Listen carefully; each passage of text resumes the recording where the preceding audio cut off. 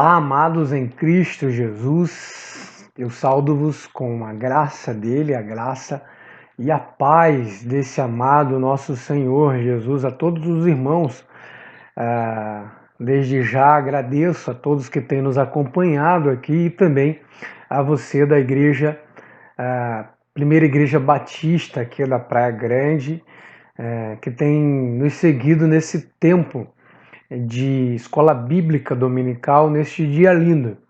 Eu quero, da mesma forma, transmitir esta alegria que nós temos de estar aqui trazendo este conteúdo que nós temos tido do estudo a carta aos Romanos, com muito carinho e gozo.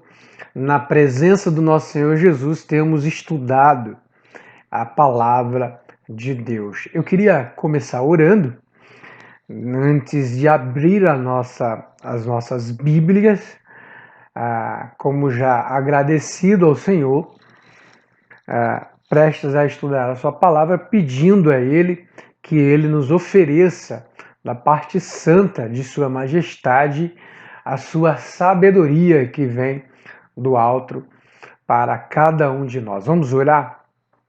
Santo e eterno Deus, Pai, te louvamos e agradecemos, ó Pai, por este amor que Tu tem tido conosco. Obrigado a cada irmão, a cada irmã, ó Pai, Tu tem colocado no nosso coração esse desejo de estudar a Tua palavra. Muito obrigado, Senhor, que como igreja nós temos tido este tempo, mesmo que ainda desta forma, junto para estudar a Tua palavra, se inclinar diante dela, rogar por cada pedacinho, Senhor, que Tu tem contribuído usando a vida de cada irmão. Muito obrigado pela Tua igreja. Ajuda-nos a crescer, Senhor, na graça e no Teu conhecimento. Assim nós Te rogamos e nos alegramos diante de Ti, hoje e sempre. Amém. Amém, meus irmãos. Muito bom estarmos aqui juntos, prestes a abrir a palavra do Senhor para que a gente aprenda mais, vendo esse livro maravilhoso, diante dessas palavras santas, aquilo que nós nos contemos em alegria e paz de Jesus Cristo, em aprender muito mais da sua palavra. Vamos abrir a Bíblia hoje na carta aos Romanos, capítulo 9. Nós vamos dar início a este capítulo e pretendemos fazer o capítulo 9 e 10. Portanto, capítulo 9, abra aí na sua Bíblia, no capítulo 9, do primeiro verso em diante, tá? Vamos ver hoje sobre a questão da incredulidade dos judeus e da rejeição que eles tiveram diante, historicamente, da vinda de Jesus, né, e sua misericórdia, graça e misericórdia, como a gente fez aqui até agora, vendo tudo sobre justiça de Deus, trazendo diante da sua graça, né, a lei de Cristo Jesus, que salva, que cura e liberta das amarras do pecado e da condenação. E hoje a gente vai ver como Paulo trata, né, escrevendo para os romanos, os crentes em Cristo ali, que estavam em Roma, para falar um pouquinho historicamente da rejeição que tiveram esses judeus, né? Então, capítulo 9, a partir do verso 1, diz a palavra do Senhor. Digo a verdade em Cristo. Olha como ele, aqui nessa versão, Almeida e Revisada, diz: digo a verdade em Cristo. Isso é muito importante de observar. Não minto, dizendo Paulo, não minto, testemunhando comigo no Espírito Santo, a minha própria consciência. Tenho grande tristeza e incessante dor no coração, porque eu mesmo desejaria ser anátema, separado de Cristo, por amor de meus irmãos, meus compatriotas, segundo a carne. Lembra Paulo, ele um judeu, né, de hebreu, como ele diz em alguns versos em outro lado das passagens. Verso 4, são israelitas, né, falando, referindo-se aos seus irmãos. São israelita, pertence-lhes a adoção e também a glória, as alianças, a legislação, o culto e as promessas. Ele colocando aí os detrimentos desta antiga doutrina. Verso 5, deles são os patriarcas e também deles descendente o Cristo, segundo a carne de nascimento, né? O qual é sobre todos Deus bendito para todo o sempre. Amém. Uma certa introdução, e aí eu vou dar sequência ao texto. A gente pode chegar até aqui na introdução, quando for descrever um pouco, mas seguindo aí a questão do texto, e ele vai começar uma outra proporção. Veja, verso 6, e não pensemos que a palavra de Deus haja falhado, porque nem todos os de Israel são de fato israelita, nem por serem descendentes de Abraão são todos os seus filhos, mas em Isaque será chamada a tua descendência. Isto é, eles, os filhos de Deus, não são propriamente os da carne, mas devem ser considerados como descendência os filhos da promessa. Porque a palavra da promessa é esta, porque este tempo virei e Sara terá um filho, e não ela somente, mas também Rebeca, ao conceber de um só Isaque, nosso pai. E ainda não eram os gêmeos nascidos, nem tinham praticado bem ou mal, para que o propósito de Deus quanto à eleição prevalecesse. Não por obras, mas por aquele que chama. Já fora dito a ela: o mais velho será servo do mais moço. Como está escrito: amei Jacó, porém me aborreci de Esaú. Fazendo aí descrição de uma citação do Antigo Testamento, naquela velha história entre os filhos de Isaac. Né? Então, nós vamos dar início aqui a um comentário sobre essa questão das duas partes do texto, e aí nós damos sequência ao esboço, como temos feito aqui detalhadamente um pouco de cada trecho. Muito bem, meus queridos, vejam bem, Paulo ele começa a tratar agora na carta mais um pouquinho historicamente sobre a questão, e aí se direcionando, né, aos judeus que na vinda de Cristo, né, estão aí em discussão em alguns lados, né, por onde Paulo passa, e especificamente naquela região ali em Roma, esses, né, judeus que faziam questão, os mais tradicionalistas, né, sobre a sua descendência, né, sobre a importância da sua descendência por ser judeus, descendente de Abraão, né, e consequentemente sobre o seu filho Isaque, até chegar a Jacó, nasceu-se aquela constituição da terra do povo, né, daquela terra dos hebreus, onde se constituiu aquela nação de Israel, tá? Então, Paulo, ele vem aí apresentando na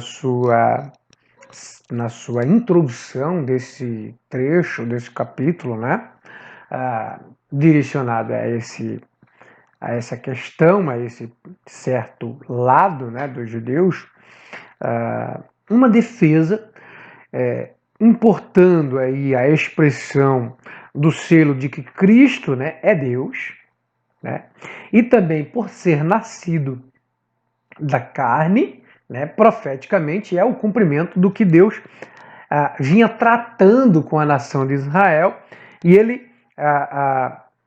ele taxa aqui uma questão profunda de selar a sua autenticidade, já no início dizendo que diz a verdade em Cristo, ou seja, isso é um detalhe muito importante de fisgar a nossa memória, assim como Paulo diz que em sua consciência o próprio Espírito Santo, né, ele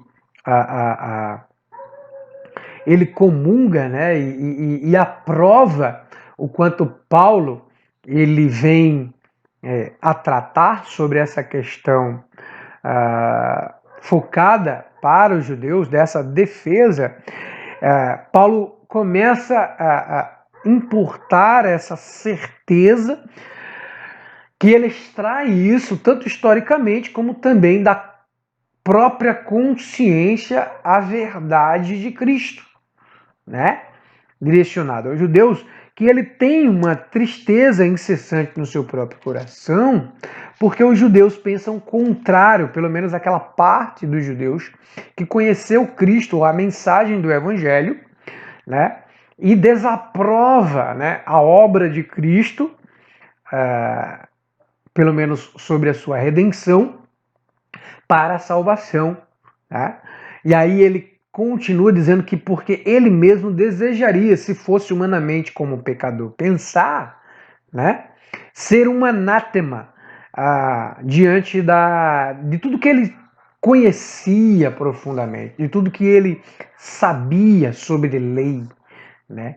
Por quê? Porque como um judeu de Hebreus, como um autêntico judeu, né, ele agora sabe que todas as coisas em relação à lei, por achar que sua descendência vindo de Abraão o salvaria, e agora em Cristo, ele sabe que não é bem assim, né? Ele diz que poderia, né, ser um anátema por ser um pecador em cravar com a lei, né, um peso, um pêndulo, aquilo que a gente tratou nos textos anteriores, com uma lei do pecado. Mas não, Paulo, ele prefere estar triste porque aquela parte daqueles judeus pensam assim, né? Mas ele mesmo, por ser um compatriota, né, um israelita como eles são, né? E aí ele diz que a pertencer por adoção da glória de Deus diante das alianças, não é só essa questão que legisla, né, profeticamente a salvação, mas dependeria a começar lá, né, na adoção em Abraão e profundamente, essencialmente, na obra de Cristo como um cumprimento para a salvação. E não como eles pensavam, tá? Mas foi preciso ter uns patriarcas que começou toda essa história do povo israelita, né, para o judeu carregar, né, toda esta questão hierárquica, mas que Deus sempre estava atentando eles para aquele que viria, que era Cristo. E mesmo assim, ele foi rejeitado. E aí sim, ele começa a contar, a partir do verso 6, essa parte da história, né, como eles são herdeiros historicamente, como nação, desses patriarcas, a chegar no propósito que é a soberania de Deus na pessoa de Cristo, a partir do verso 19. Então, todos os versos, né, a partir do verso 1 até o verso 36 do capítulo 9, até o versículo 33 do capítulo 9, todo este capítulo, basicamente tem tudo a ver com uma vindicação, né, de ambas partes, tanto do povo que não cria Cristo em Cristo como um redentor, né, como também da parte do plano de Deus para suprir, né, toda esta necessidade moral que era quebrada pelo não crer desta parte dos judeus, né, deste povo que viu a obra de Cristo sendo anunciada, né, e ainda assim não creu, né, por acreditar mais que a lei ainda era prevalecente, a lei do antigo, né, prevalecente para a salvação, e junto com essa herança, né, que eles tinham sob consciência na pessoa de Abraão em diante, né, até eles, mas Paulo vem com todo esse reforço, né, histórico para poder cravar a soberania de Deus. E aí, a partir do verso 19, diz a palavra de Deus: Tu, porém, me dirás que se queixa ele ainda, pois quem jamais resistiu à sua vontade? Quem tu és, ó homem, falando aí para a humanidade, tá? Para discutires com Deus. Porventura, pode o objeto perguntar a quem o fez, por que me fizestes assim? Paulo aí, né, dando um exemplo muito prático, né, colocando o homem no seu lugar de criatura como quem cria um objeto na pessoa do homem, né? É interessante ver essa dinâmica de Paulo, que ele coloca como ser humano, falando para ser humano, uma alusão, né, à palavra profética de Deus, para colocar Deus na história, né? E gozado a gente ver essa dinâmica, né? Claro, Deus usando Paulo para falar para a humanidade, para o homem, né, a quem ele reporta a sua carta, né? Quem estava ali em Roma, naquela igreja dos romanos. Verso 20, quem tu és, ó homem? Né? Repetindo aí esta exaltação, né, de Deus para com o homem. E aí, verso 21 em diante, ele continua: ou não tem o oleiro direito sobre a massa, para o mesmo barro fazer um vaso para a honra e outro para a desonra, né? Ele dá um exemplo muito prático. Se o oleiro ele é o criador do barro, ele dá forma ao barro como ele quer, né? E aqui, queridos, Paulo não quer dizer que Deus vai criar homens para a santidade e outros homens, numa outra parte da humanidade, para a lei do pecado. Não, mas caso Deus queira aplicar uma obra de santificação em quem já é danificado, Deus acaso não poderia, né? Por ser ele o oleiro, aqui no lugar, né, do oleiro, dentro desta desta alusão, né, desta praticidade que Paulo aborda, né?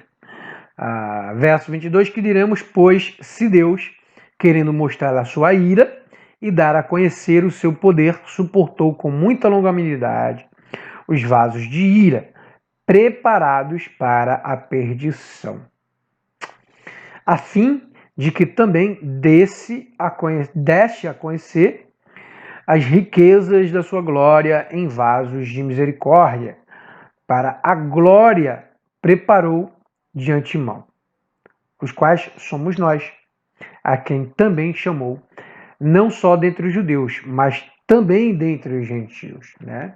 Paulo aí afirmando, né, com um questionamento, uma certeza da glória de Deus em sua aplicabilidade, né, na sua criação. Né? Quando Deus criou o homem, ele já via, né, no homem essa parte danificada, né, que seria o pecado, atuando nesta humanidade, e aí Deus, ele porventura, com a sua glória, o seu poder de glória, ele o santificaria com o seu poder redentor e a sua vindicação. Queridos, o plano de Deus para suprir toda esta necessidade moral da humanidade, ele vem por meio do Evangelho a partir dessa história do Novo Testamento. E este Evangelho, ele não é frustrado pela resposta negativa que a partir do judeu, ali quando negou a Cristo, né, diz ali em João, como uma certificação de testemunho do próprio Cristo, veio para os seus e os seus não o receberam. Os seus, a partir do começo da história de Israel, muitos que desde do deserto, né, negou, até enxergando os poderes de sinais e maravilhas que Deus já atuava ali diretamente com eles no deserto. Então imagina você, né, um povo que tem a sua prática, né, de experiência diretamente com Deus, né, vendo, né, os seus poderes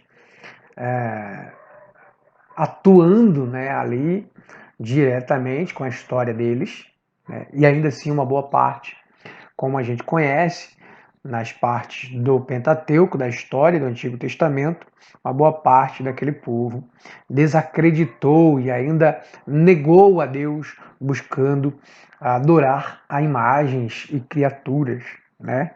Quando Moisés, por exemplo, se afasta daquele povo para ir ao monte e eles roga, né, a Arão por imagens, por deuses, né, para que eles pudessem adorar. Então é uma certa negação. E não curiosamente, Romanos começa a partir do capítulo 1 com essa aplicação, né, mostrando a ira de Deus quando a humanidade, ou uma parte dela, escolhe não crer no Redentor que nos media, nos leva, né, para Deus diante da sua salvação, né? E aí uma boa parte nega Cristo, inclusive buscando adorar imagens, né? E deuses feitos à imagem da criação e não do Criador, né? A gente viu isso um pouco no capítulo 1, tá? A suposta contradição entre a promessa e a realidade não é real, por causa do testemunho da história quanto ao princípio da eleição. Veja bem, a gente leu aqui a partir dos versos 6 em diante, esta questão da rejeição dos judeus, né? E historicamente ele entra aplicando, né, fazendo o judeu rememorizar através da sua herança abraâmica, né, esta questão histórica. Mas ainda assim, né, esta suposta contradição entre Deus prometer a eles, né, e isso não salvá-los, né, a partir do que Deus conversa com Abraão, né, te darei a descendência e tal, mas isso não seria uma certeza da salvação de toda a sua descendência, né, e sim uma aliança com Abraão que reportava como um eco em todos os que viria, né, para poder trabalhar a partir de Abraão a história da constituição de Israel, né, mais adiante, né. Mas a realidade não é deles, para eles, não era tão real espiritualmente, porque ainda haveria um trajeto mais profundo do trabalhar de Deus para com esses judeus, porque Deus estava ecoando a pessoa de Cristo, a sua naturalidade, a sua humanidade, o quanto ele viria para a salvação de uma forma mais impactante, mais presencial, mais direta, né? E o povo entendeu de uma forma diferente, tanto que quando Cristo veio, eles achavam que Cristo iria julgar, né, todas as nações diante da nação de Israel, porque eles se importavam unificando uma salvação só para Israel. né? Tanto que o texto, né, Paulo fala aqui, dizendo que entre judeus e gentios, né, esta promessa se estenderia, e não só a judeu, né? Então, a partir do verso 6 até o verso 13, a gente vê essa contradição entre a promessa e a realidade, mas a realidade do tempo de Cristo, tá? Para os judeus era uma realidade espiritual, do qual eles não entenderam, né?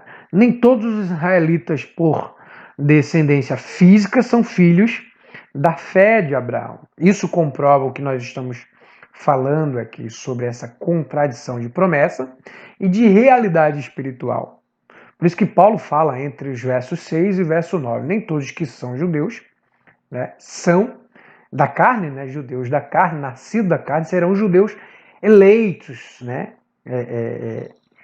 É Paulo colocando o ser humano judeu no lugar da humanidade dele, né?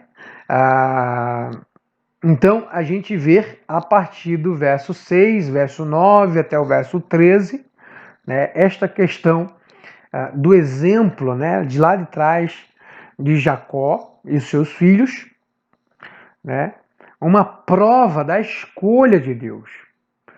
Veja, foi uma promessa, né, para os seus pais, né? Farei um servir ao outro. Deus já estava dizendo. Dentre um ventre sairá duas nações, né? E um servirá o outro, porque Deus já o elegeu com essa pretensão de anunciação em saber o caráter de cada um, né? De cada um ser, né? De cada um filho. E eles, como patriarca daquele povo, né? Colocaria adiante daquele povo, dos seus liderados, né? A sua própria característica, né? Como o plano de Deus é engraçado, e a gente vê Deus ser premeditado diante da aceitação e da rejeição da humanidade, né?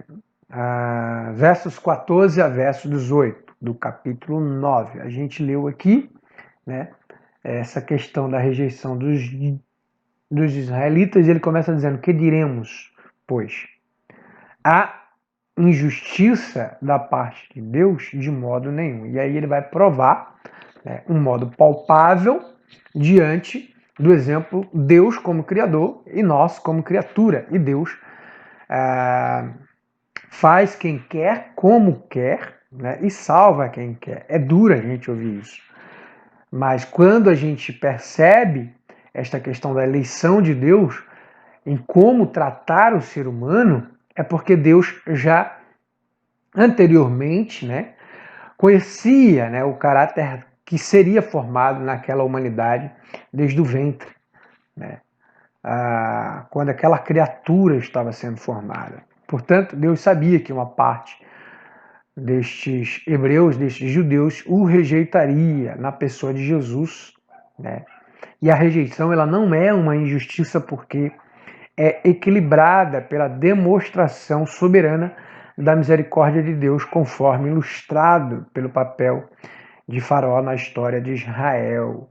É muito bom a gente ver Deus trabalhando com essa questão no Novo Testamento, utilizando histórias do Antigo Testamento para provar, né, os seus atributos e como ele funciona.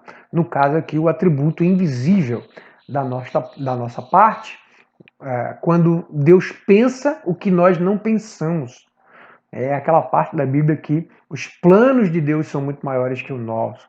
E quando Paulo, né, fala, né, em Romanos, dizendo que tudo coopera para o bem, né, dentro disso há uma ampla, né,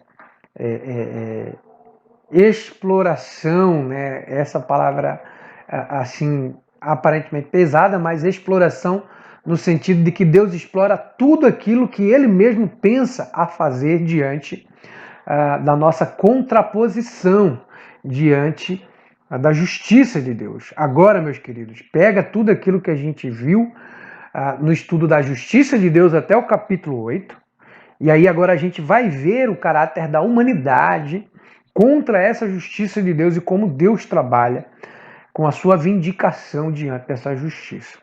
Ok? Eu quero passar para o capítulo 10, nós estamos aqui em uma boa parte deste material, desta aula, né, no vídeo, e aí agora pega o capítulo 10 e vamos ler o capítulo 10 em diante, porque ele segue este tema da rejeição dos judeus. E aí você pega essa parte dos judeus na história, tanto do Antigo como do Novo, quando rejeita Jesus Cristo e o seu plano de redenção, e coloca uma boa parte da humanidade que hoje, no nosso tempo, rejeita, né, algumas doutrinas tradicionais, né, conservadora, né, e tudo isso politicamente que a gente vê hoje de uma forma muito bem escancarada, né, lado de direita, lado de esquerda, e só reporta um pouco, mas não que a política expressa religiosamente a nossa fé, mas que tem traços, né, desta escolha, né, no comportamento cultural da humanidade, né? É só ver a característica de como, historicamente, as nações são educadas, né? Haja vista que os maiores pilares religiosos do mundo é o cristianismo, o judaísmo, o islamismo, tá? Então a gente tem esferas dos nossos, né, lados orientais, né, ocidentais, né? E aí essas nações que estão localizadas têm tudo a ver por ser fruto dessa educação, desse berço que começou lá atrás, né? E nós, como cristãos, herdamos esta cultura, ou pelo menos um pouco da educação da cultura judaica, tá? Não podemos retirar este mérito deles. E perceba, Deus escolhe Cristo na pessoa dele, da sua humanidade, nascer e viver dentro desta cultura, para reportar o Evangelho, testemunhando a sua glória, o seu poder, né, extraído desta educação. Claro, ele conserta um pouco, né, com a Bíblia, a sua palavra, do que os judeus entenderam de forma errada. E é isso que Paulo está tentando falar, né? Para evocar a sua consciência, a consciência deles, né, no plano de Deus, na pessoa de Jesus. Tá bom? Então, capítulo 10 de Romanos em diante diz: Irmãos, a boa vontade do meu coração e a minha súplica a Deus a favor deles são para que sejam salvos. Veja bem, a gente vai continuar lendo, mas o capítulo 9, Paulo começa a falar, endossando que a sua vontade está pautada na verdade em Cristo, de Cristo. Capítulo 10, verso 1, Paulo fala: Irmãos, a boa vontade do meu coração e a minha súplica a Deus. Agora Paulo fala sobre a vontade de Deus a favor dos judeus, são para que esses que rejeitam a Cristo, logo rejeitam a Deus, é que eles sejam salvos. Então, Paulo tanto ensina, educa e prova historicamente que eles não são tão eleitos como de forma hierárquica, eles não são salvos. Mas que dependeria da prova da obra de Deus na pessoa de Jesus para que eles fossem salvos. Mas agora, Paulo também tem misericórdia e diz que o desejo dele, da sua instrução, do que ele ensina, é que biblicamente eles entendam isso e que eles sejam salvos por isso, por crer em Jesus, como Paulo entendeu. E é por isso que a gente precisa evangelizar, precisa discipular, precisa educar a humanidade, a quem a gente encaminha eles para Jesus. Esses que não conhecem Jesus como nós conhecemos, não é só de ouvir falar. E aí Paulo diz, a partir do verso 2, porque lhes dou testemunho de que eles têm zelo por Deus. Porém, não com entendimento. Porque eles entendiam muito bem da lei, mas não tinham um entendimento por completo, porque não era completo pelo credo real, que era em Cristo. Por enquanto, verso 3, desconhecendo a justiça de Deus e procurando estabelecer a sua própria, não se sujeitaram a quem vem de Deus, que seria Jesus. Porque o fim da lei é Cristo, para a justiça de todo aquele que crê. Gente, se a gente ler só esses versos a partir do capítulo 10, já dá para entender quase todo o capítulo. Por quê? Porque Paulo está querendo escancarar e dizer assim, olha, há um cumprimento, não é o fim da lei, que essa lei agora não tem mais valor como era antes. Ela continua atuando.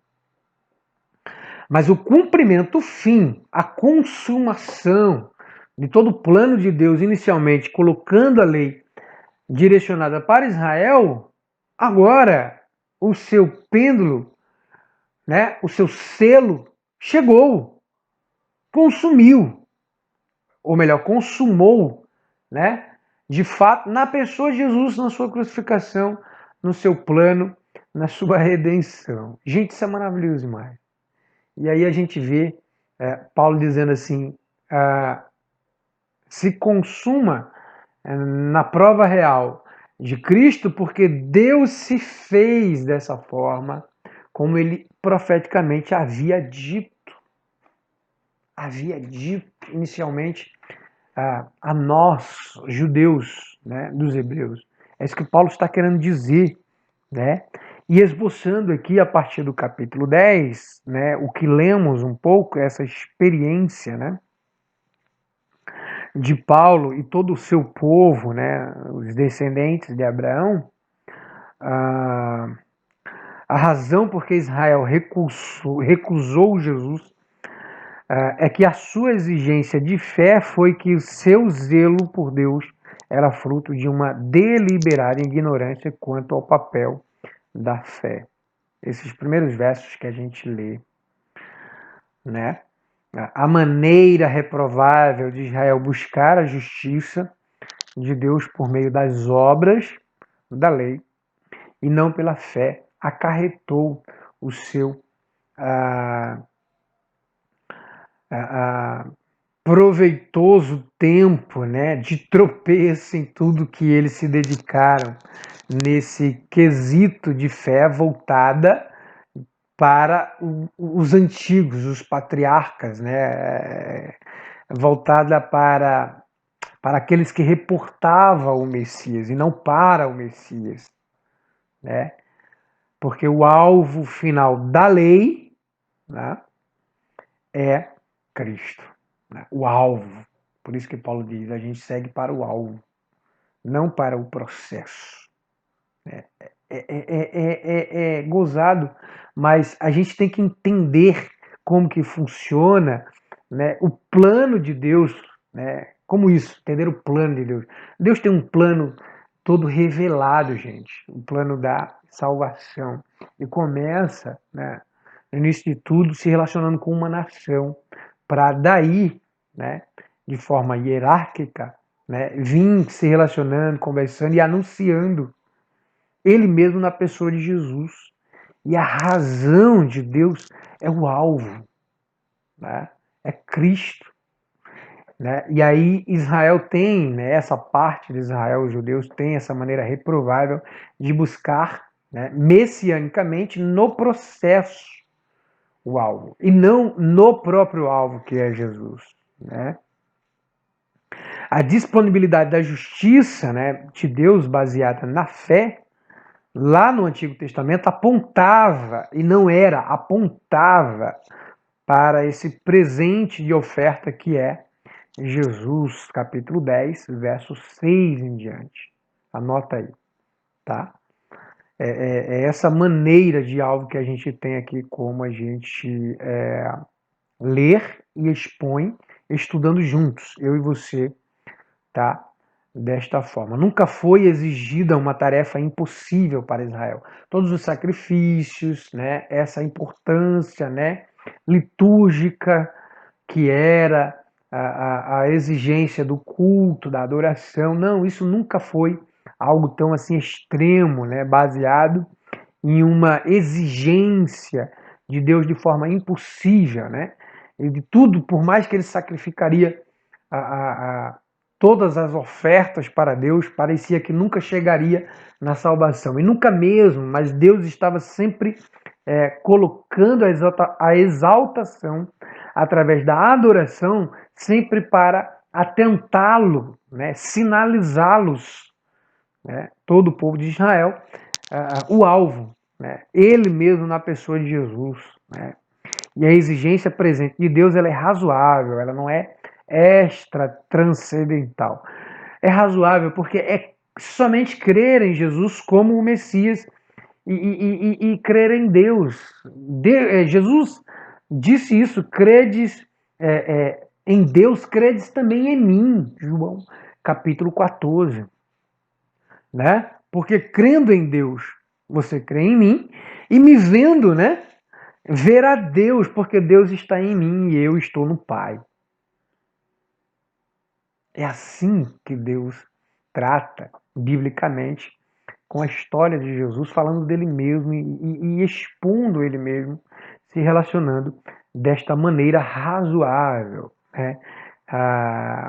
Porque jamais, né, ninguém viria Deus, né, veria Deus, né, de forma ocular, porque seria uma maneira reprovável por tão pecadores que somos. Tá? E capítulo 10, verso 14 até o verso 21, eu quero encerrar por aqui. Você está com a sua Bíblia aberta, diz assim o texto, capítulo 10, verso 14 até o verso 21. Como, porém, invocarão aquele quem não crê, e como crerão naquele de quem nada ouviu? E como ouvirão, se não há quem pregue? E como pregarão, se não forem enviados? Como está escrito, quão formoso são os pés dos que anunciam coisas boas, boas obras, tá? Isso está em Jeremias capítulo 2, verso 32. Isaías capítulo 52, verso 7. De uma forma em que o texto lá anuncia, tá? Verso 16, mas quem nem todos obedeceram ao evangelho, pois Isaías diz, Senhor, quem acreditou na nossa pregação? E assim a fé vem pela pregação, e a pregação pela palavra de Jesus. Mas pergunto, dizendo Paulo, porventura não ouviram? Sim, por certo, e até pessoalmente, alguns deles, na pessoa de Jesus. Por toda a terra se fez ouvir a sua voz e as suas palavras até os confins do mundo. Cristo disse isso.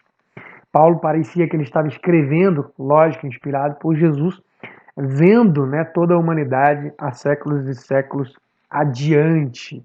É isso que faz a gente acreditar que a palavra ela é perseverante e una em todo o tempo da humanidade, né, até o fim do mundo e depois desse fim, porque é uma palavra eterna. Paulo ainda continua, verso 19, pergunto mais: porventura não terá chegado isso ao conhecimento de Israel? Moisés já dizia: eu vos porei em ciúmes com um povo que não é nação, com gente insensata. Eu vos provocarei a ira. Isaías, a mais se ateve e diz assim: fui achado pelos que não me procuravam, revelei-me aos que não me perguntavam. Quanto a Israel, porém, diz: todo dia estendi as minhas mãos, a um povo rebelde e contradizente, aqui lendo na minha versão. Gente, o que é isso? É o mesmo que Deus, na palavra de Romanos, falando para eles ali, para um pedaço, né, do povo de Israel, dos judeus, né, daquele tempo, em Jerusalém ou ali em Roma e aonde estavam espalhados, mas descrentes, né, do Evangelho, da pessoa de Jesus, nessa anunciação do Evangelho, né? Mas Paulo falando de uma forma em que importava-se rever a história e as leis e também a consumação da profecia divina na pessoa de Jesus e que eles estariam incluso crendo, né? Esses versos em que lemos, entende-se de que a maneira como Israel reprova uma busca de justiça pelas obras não é uma fé fincada e real existencialista, mas é uma fé trágica por causa da proclamação mundial do Evangelho. Ou seja, o Evangelho, quando começa a invadir a humanidade, proclamando e anunciando a salvação por meio de Jesus, ele quebra e tragicamente quebra, né, toda essa expectativa baseada, né, do judeu, baseada na história, né, da sua herança de forma salvífica. Então é trágico pensar assim, que fora de Jesus há uma salvação por elementos necessários, né, baseado num pensamento humano e não divino.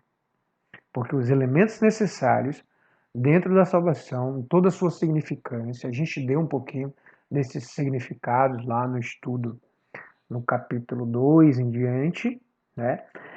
Esses elementos necessários, eles são profundos e unicamente necessário, excessivamente necessário, para que o evangelho seja crido tanto pelos judeus como outros de outras nações, como lemos no texto, em que Paulo reporta citando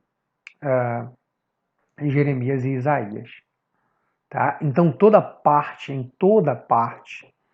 é necessário que seja anunciado, toda parte da terra, para que forneça uma harmonia, né, de credo, para que unifique, né, não religiosamente, mas profundamente tudo aquilo que os profetas começaram a anunciar e hoje o evangelho sendo pregado conclui. Ok? O plano de Deus é satisfazer as necessidades moral do homem para o evangelho e sua rejeição, né? As necessidades moral, porque é isso que acontece quando o ser humano ele rejeita o plano de Deus através da história de Jesus, né? Ele é quebrado moralmente diante dessa promessa de Deus, né? E é excluído, né, da sua ceia, né, de extração de toda a história de Deus para a humanidade. E aí sim, Deus ele vindica, né, e conclui essa sua longanimidade na pessoa de Jesus para aqueles que rejeitam. Tá bom? Ficamos por aqui, né? Esse foi o estudo de Romanos, capítulo 9, capítulo 10, que fala sobre, historicamente, a rejeição, tanto dos judeus como esses do nosso tempo, que rejeita Cristo hoje e sua justiça, tá? Mas que Deus tem toda essa promessa cumprida na pessoa de Jesus para estes profundos saberes, né, da sua divindade e do seu plano e da sua glória. Ok, gente? Deus os abençoe. Muito obrigado por nos seguir e nos acompanhar, estar aqui presente hoje nesta aula, né? Deixo a vocês, né, toda a vontade de sorte e o saber de Deus, porque só Ele, na pessoa de Jesus, e só nele, na pessoa de Jesus, temos salvação. Deus os abençoe. Até a próxima.